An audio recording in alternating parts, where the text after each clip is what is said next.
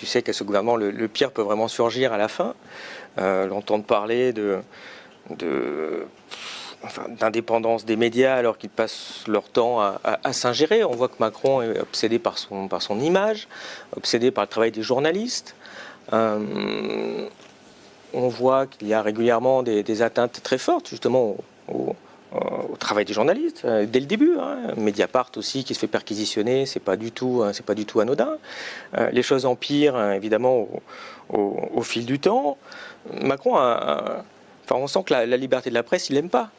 Il n'aime pas parce qu'il n'aime pas rendre des comptes, parce que ce qui est normal de toute façon, quand on a un gouvernement qui dérive autant, le nombre de ministres qui sont mis en examen, qui vont passer devant les tribunaux prochainement, etc. On voit très bien que ça se passe tranquillement, sans que du tout des journalistes viennent déranger le président sur un ministre de la Justice, par exemple, qui va bientôt passer au tribunal pour des activités de ministre de la Justice, ce qui, quand même, là, je pense, est un record du monde.